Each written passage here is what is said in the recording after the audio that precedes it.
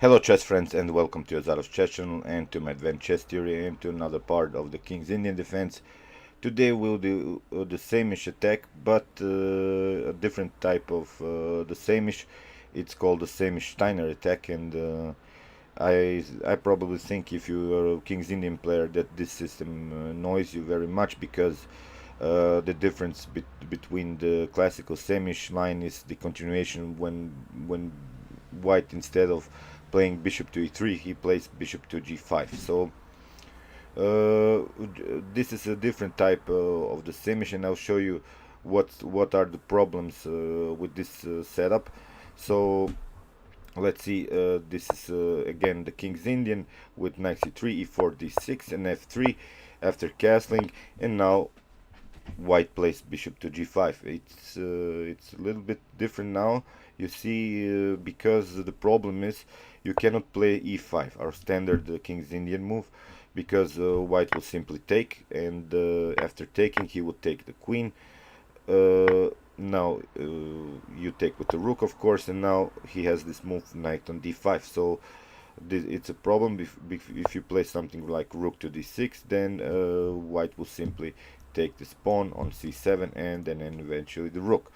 So what to do after bishop to g5? So here I recommend you, and that's a few times I will recommend you, instead of going to this e5 setup of this sort of a classical setup in the King's Indian, here I recommend you to go in sort of a Benoni style and play the move c5. So now if White takes, then you have this queen to a5 move, attacking the pawn, and if White takes this pawn again, then you simply have you can take this bishop.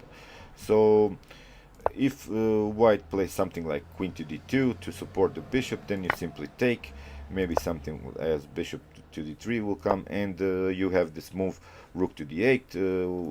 You can prepare knight on c6 with the control of this very good d4 square, and the difference is that White has played with the c4 and e4 pawns, and he cannot kick out this knight from d4. So you have still possibilities to play e6 and prevent something like knight on d5. So you have a better position here, and that's why I recommend you in this position to play the move c5. So in order to get a better knowledge of the Benoni setup, watch a couple of, I don't know, Benoni videos or maybe Benko Gambit videos, because in this game that I wanted to show you, Black transposed in sort of a Benko Gambit style, and it's a game between Nair Evgeny and Shakhriyar Mamedyarov. Mamedyarov with the black pieces, and Mamedyarov is one of the top grandmasters in the world now, and he showed really aggressive play here with the black pieces. So after the continuation, White played here d5, and now you have to play this h6 move, kicking away the bishop. Bishop to e3 came, and now e6.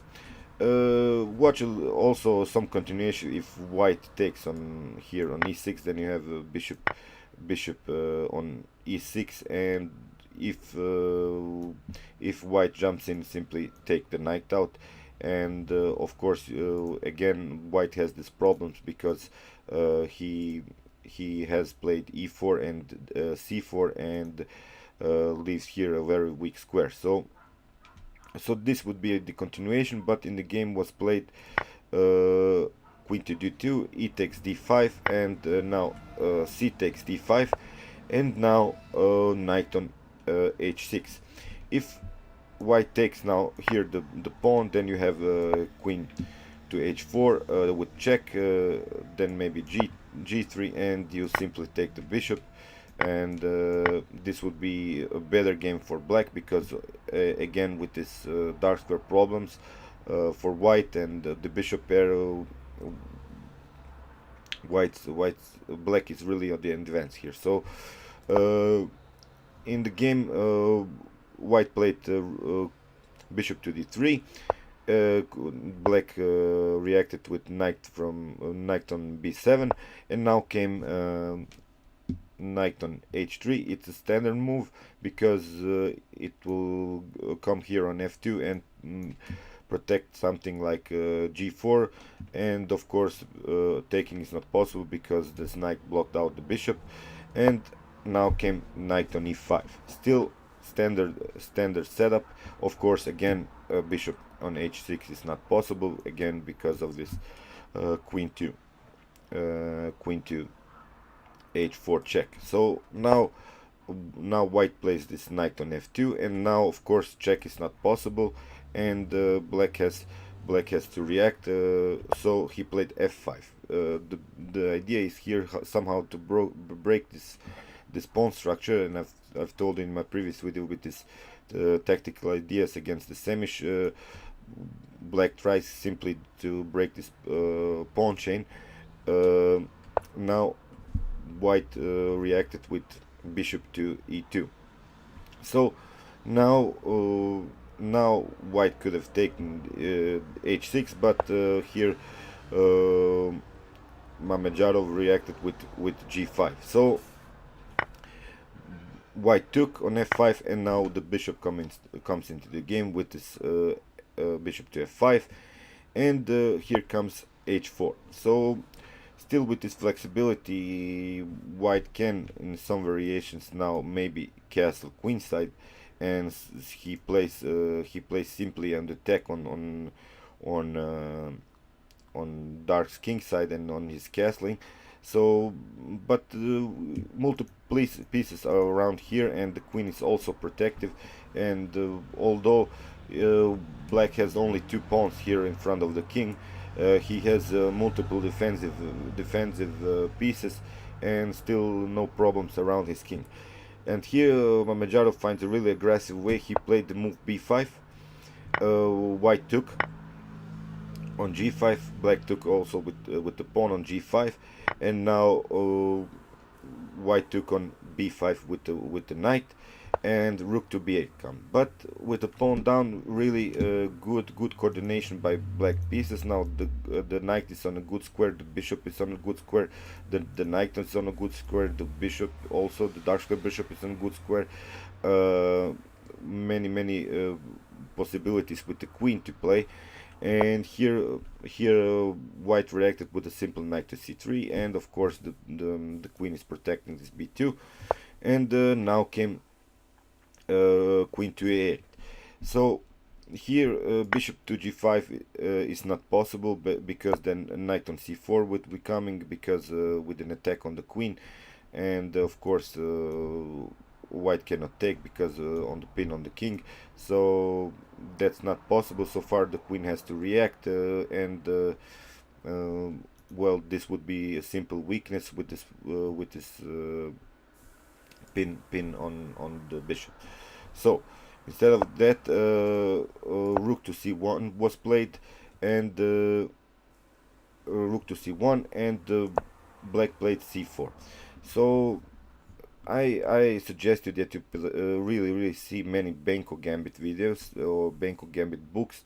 So this c4 is standard move. So of course you see it's a preparation for this very good square of d3, and you should know how to handle white's weaknesses with this sort of a Benko Gambit style, because you see now the b file is open. Maybe